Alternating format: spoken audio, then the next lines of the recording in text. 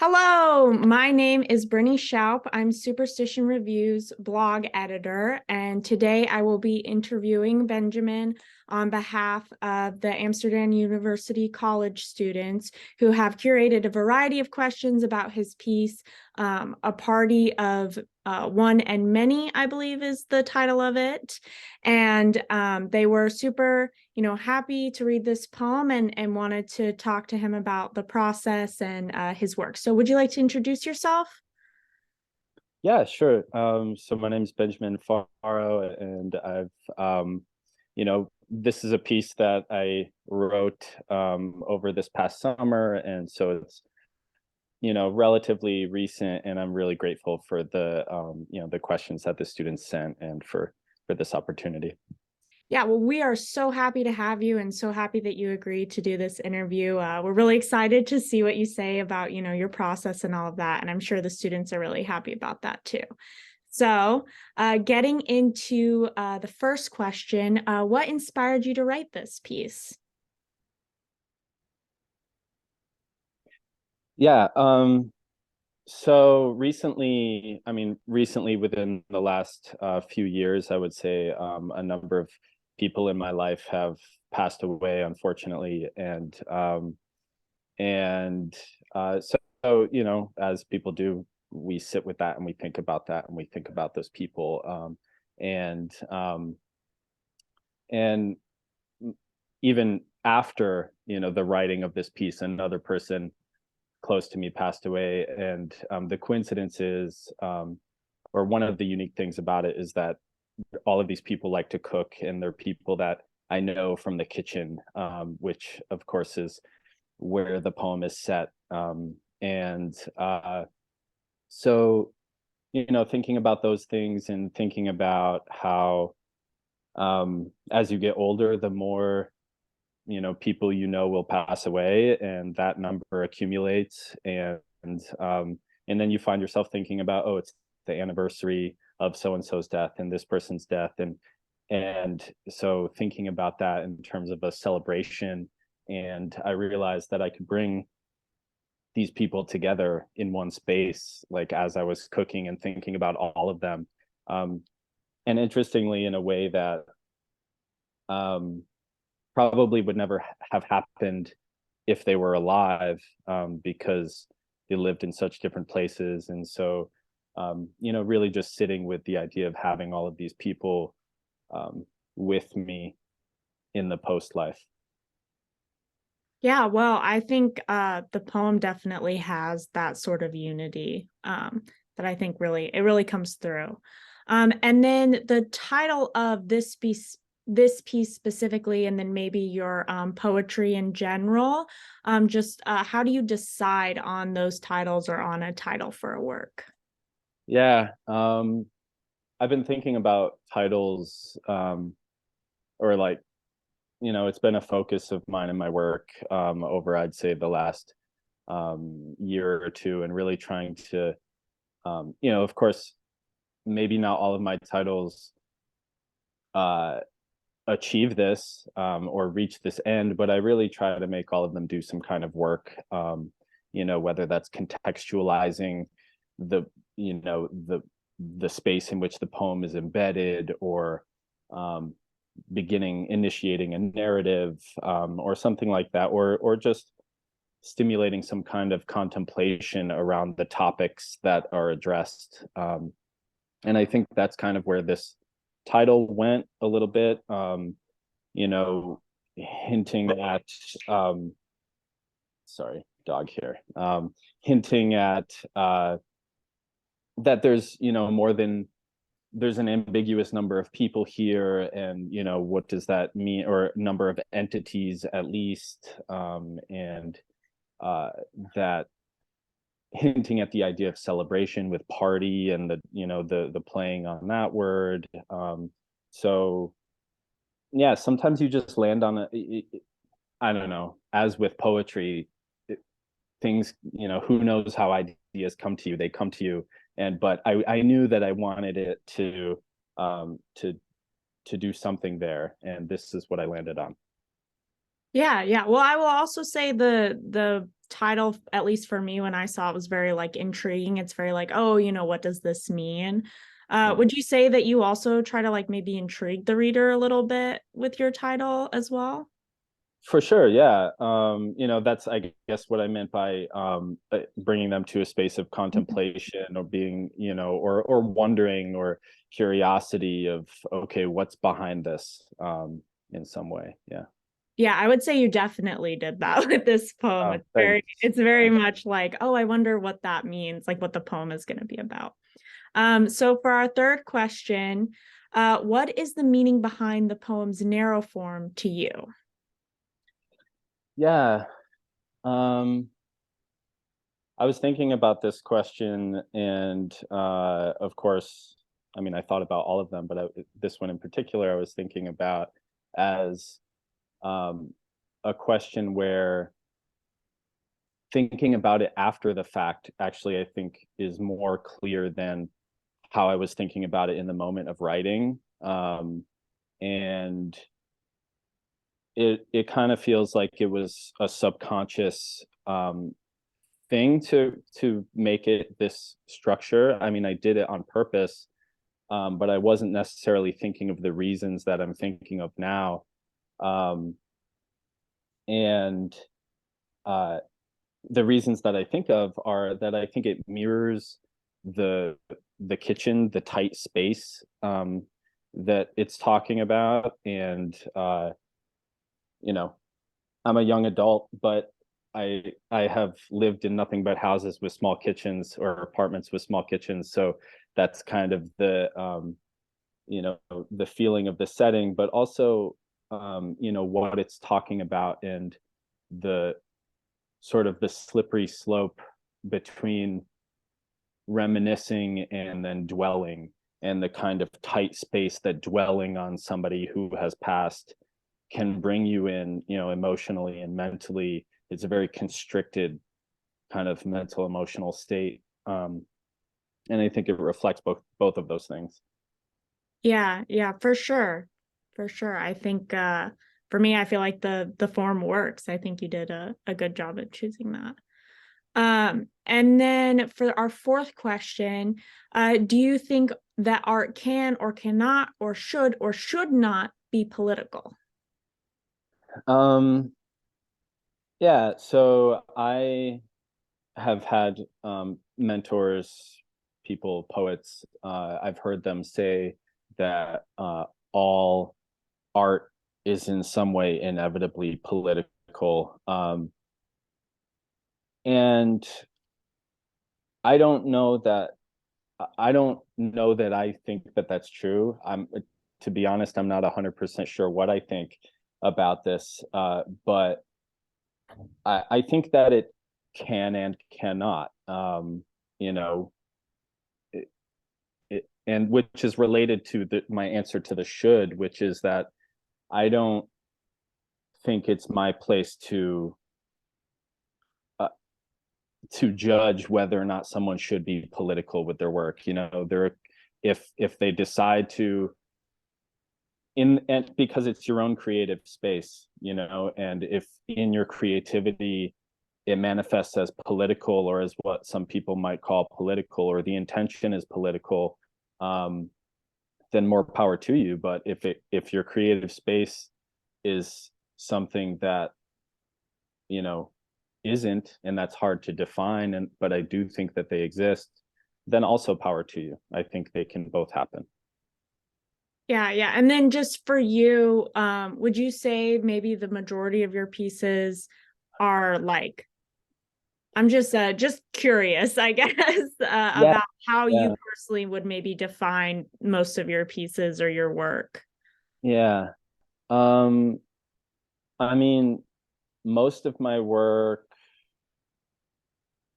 I don't know that most of my work falls into any certain category, but I definitely have like two major things happening, one of which is definitely political, um, and is thinking about the socio-political state of, the world in the United States. And so it's like explicitly political.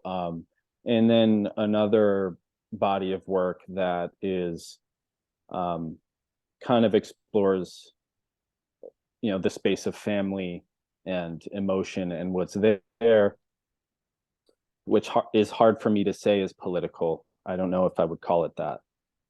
Yeah, well, I think that's a great answer. So thank you.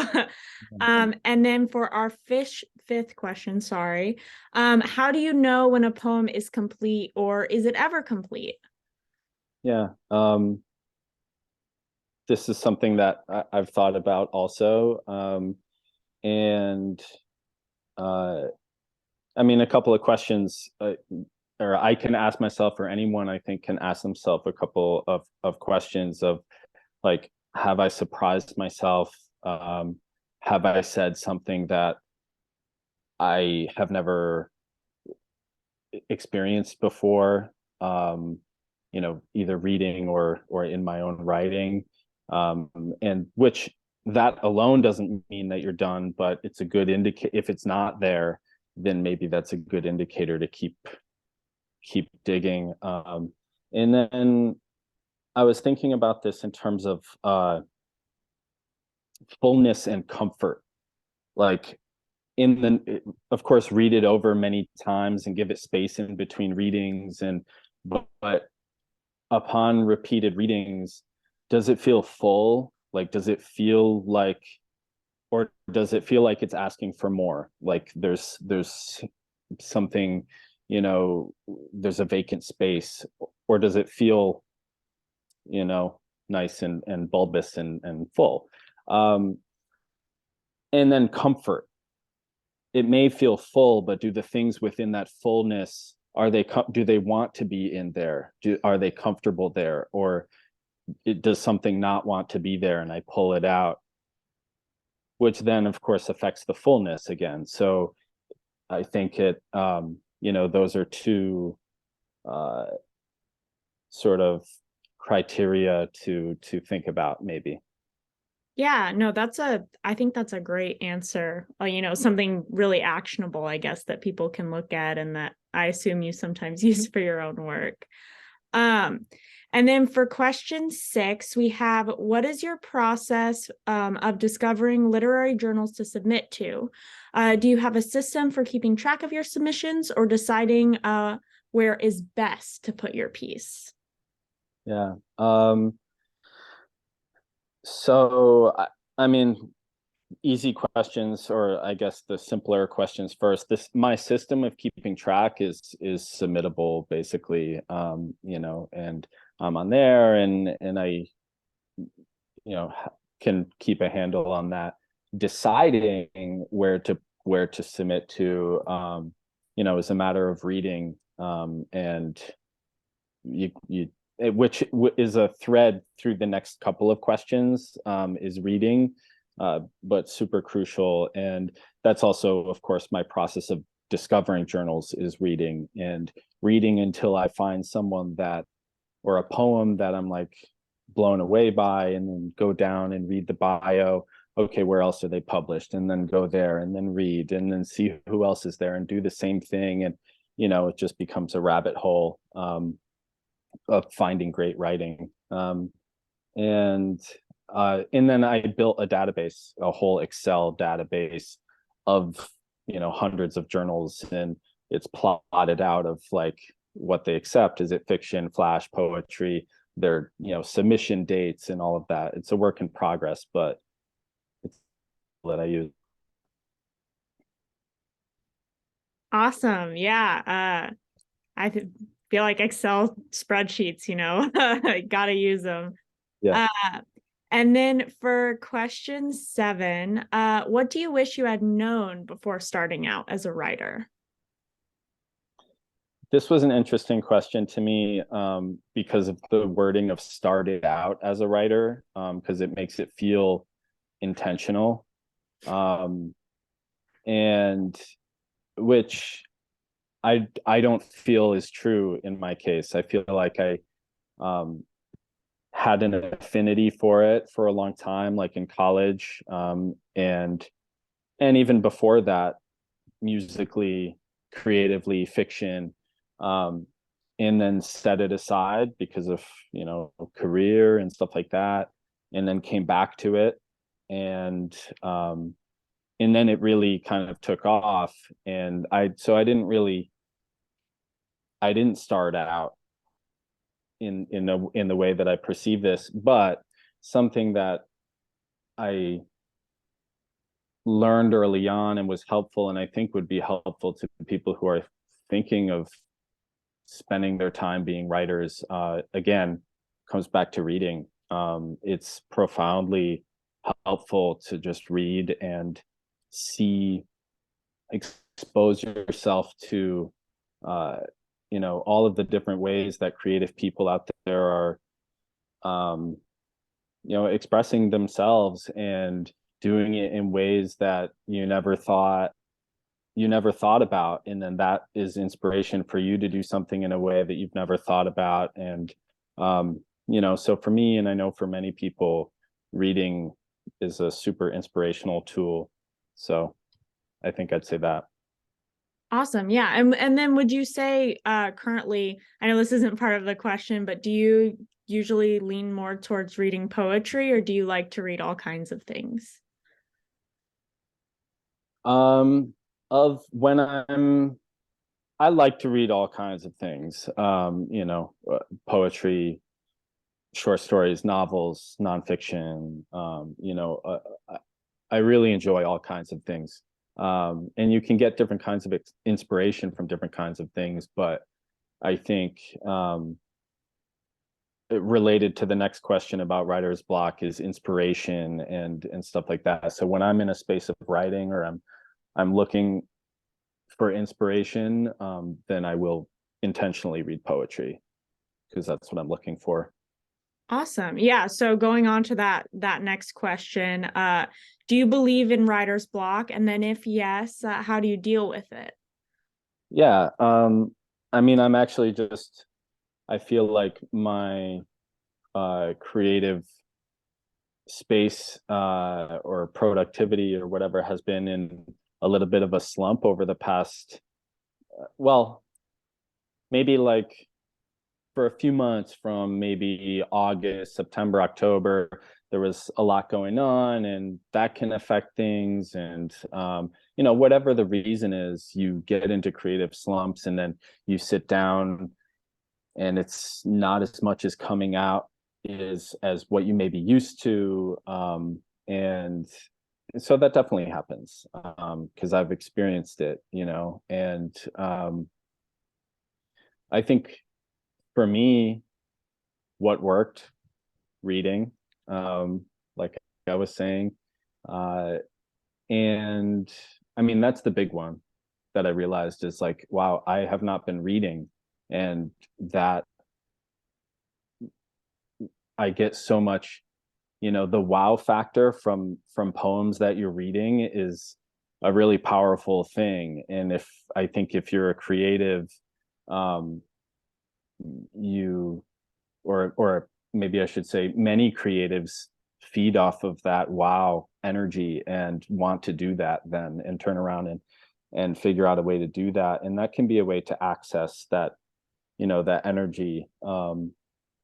And um maybe switching up routine. I Something I realized was, simple, and maybe it's simple things. Something I realized was, because I'm a morning writer, um, is I was waking up and trying to write first thing and then walk the dog later. But I realized that if I wake up first and go walk her, and take her 30 minutes outside and wake up a little bit, I come back, I'm in a better space, and I have more energy. And so, you know, it's important to also just pay attention to yourself and how you're working, and how you feel, your energy levels, things like that, and make little changes if you can. Yeah, I think that's super valuable advice. Thank you for that. And then this is our final set of questions. So do you consider yourself an artist? And did your answer change over time? Yeah, I think I do consider myself an artist. And I think my answer, uh, thinking back, I think I was an artist at different times in my life. And, you know, there was a time when I was, an artist doing this kind of thing. And then there was a time when I wasn't in a creative space. And maybe at that time I wasn't an artist. And now I am. And yeah, I think it can fluctuate. It's a flexible, fluid state of being. Um, yeah. All right. Well, thank you so much. If there's anything else you think you would want anyone to know about this piece or about, your pieces in general. Um, I don't know that there's anything I would want people to know about it. Just when it comes out, read it and experience it, and let it bring you to the space that it brings you to. And I'm grateful for that. Yeah, well, we are super grateful that you submitted to Superstition Review, and congratulations for getting it published in Nimrod Journal. That's Thank so you. exciting, and it definitely deserved it. I read it. I definitely, I was very much wowed. I guess you could say the wow factor. I really liked Thank it. you. Thank you. Um, and I know that the creative writing students at in Amsterdam also really enjoyed it, and I'm sure they're super appreciative of this interview and getting to know your process a little bit. So thank you so much. All right. It's been a pleasure. Thank you. Thank you to Awesome. you and the students. I will end the recording now.